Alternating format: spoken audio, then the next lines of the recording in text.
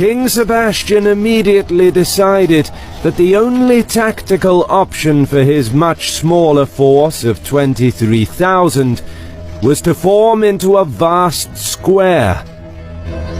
The front of the square was a formidable force, formed by experienced German and Italian mercenaries and other volunteers armed with arquebuses, who were trained to shoot and reload behind the protection of the wall of German pikemen.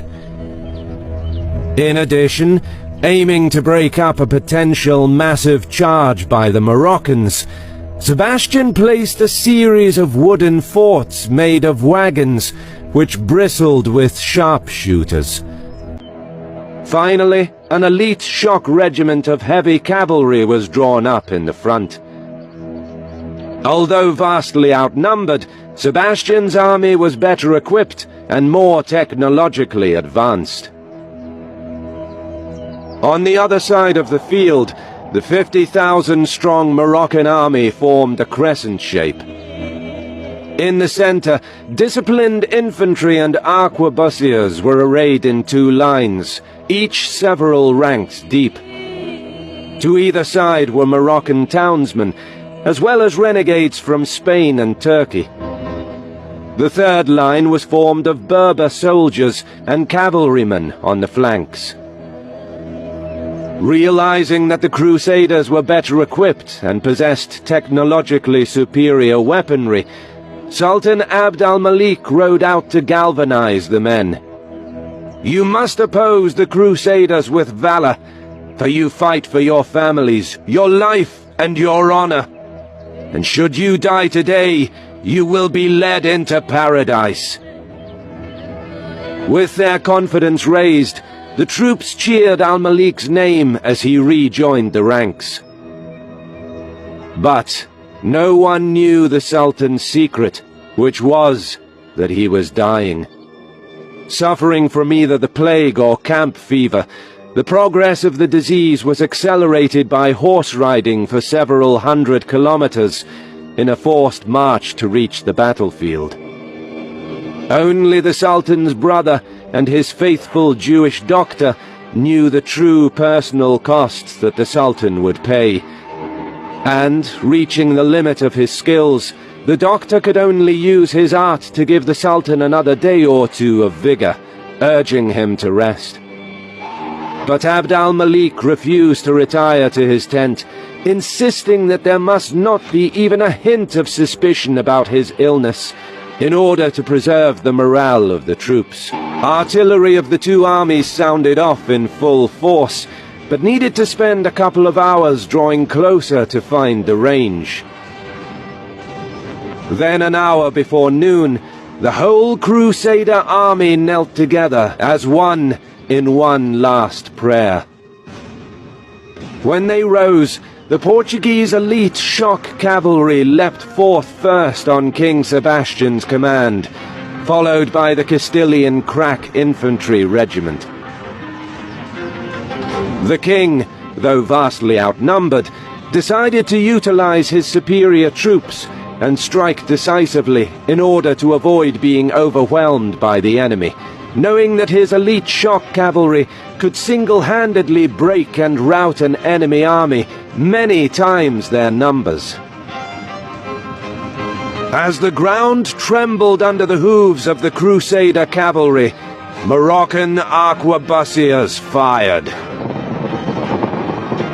Although their volleys were effective, the long reload time allowed Sebastian's crack troops to close the distance.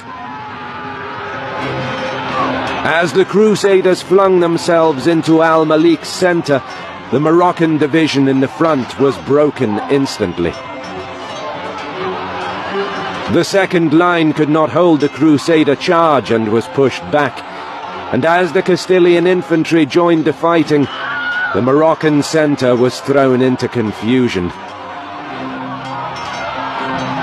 Al-Malik leapt forward with his bodyguards to help prevent the line from faltering, signaling the third line to reinforce the center. As the unstoppable Crusader heavy cavalry hacked through the enemy center, the Muslims held on by a thread, and it seemed like their cohesion would break at any moment. Leading from the front, Al-Malik and his regiment of experienced bodyguards, helped by the counterattack of Berber infantry from the third line, finally blunted the brave Crusader assault. And now, seeing that Sebastian's best troops were locked in ferocious fighting with his centre, the Sultan gave the signal to his brother. Waves of tribal horsemen emerged from behind the small, gentle hills and undulated land of the valley, led by Ahmad al-Mansur. The impetus of the seemingly stunned Crusader cavalry had gone, as the gravity of the situation became clear, with nearly 20,000 tribal horsemen now surging forward. The elite Christian troops began fighting their way back towards the main line to escape Al-Malik's trap, realizing that their forward push was now in vain. The Sultan ordered his infantry to envelop the Crusader vanguard, and with his personal regiment of bodyguards, he disengaged from the fighting to join his brother's cavalry attack that was bearing down on the Portuguese defensive square. Sebastian and his officers encouraged the men, knowing that what was soon to come would be a fight to the death. Meanwhile, in the Crusader vanguard, some of the Castilian elite infantry was trampled as the heavy cavalry was trying to retreat, and their situation was becoming increasingly desperate, with Moroccan troops now coming from all sides. But Sebastian replied by launching a cavalry attack of his own. As the Portuguese infantry parted to allow the mounted knights to pass through, the king led his nobles and their retinues, as well as the cavalry contingent of the deposed Sultan Abdallah Muhammad, directly towards Al-Malik's banner, knowing that if he could strike the Sultan down, the battle would be won. Sebastian smashed into Al-Malik's contingent. The ferocious charge allowed the king's retinue to cut their way through to within a few meters of the Sultan, who used the last ounce of his strength to draw his sword and join the fighting.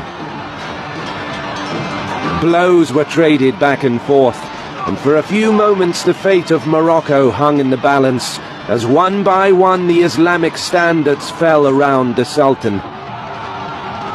But the steadfast bodyguards held their ground and managed to rally around their leader. Sebastian's audacious attack was broken.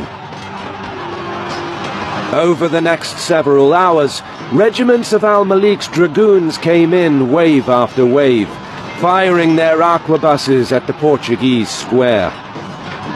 They were trained to gallop towards the enemy, and just before hitting the pikes, their horses would pirouette, enabling their riders to shoot at point-blank range before riding back out of harm's way to reload and renew the attack. The Portuguese put up a valiant fight as the pikemen held their ground and arquebusiers shot deadly volleys at the incoming enemy, cutting down nearly 7,000 Moroccan troops. But as the hours passed, their numbers dwindled and their ammunition dried up. Sebastian was seen fighting in person, and despite being wounded, he carried on inspiring his men to hold their ground. It is said that 3 horses were slain from under him, and that his bodyguards were reduced to but a few men. At some point in the battle, the king too fell while fighting. By dusk, 8,000 Christian troops lay dead on the field, and 15,000 were captured, with less than 100 managing to escape the carnage, including the former Sultan Muhammad, who either died during the battle or drowned in the river whilst trying to flee. With blood on his white garments, Abd al-Malik stood victoriously, looking every bit the leader his people needed. Yet he was close to collapsing. His robes were hiding the fact that he was strapped to his saddle, as he would otherwise not have been able to ride his horse in battle. With the disease that was about to kill him, it was miraculous that he found the strength to take active part in the fighting. Moments later, with the battle still ongoing, Sultan Abd al-Malik closed his eyes, drew his last breath, before gently slumping forward in his saddle.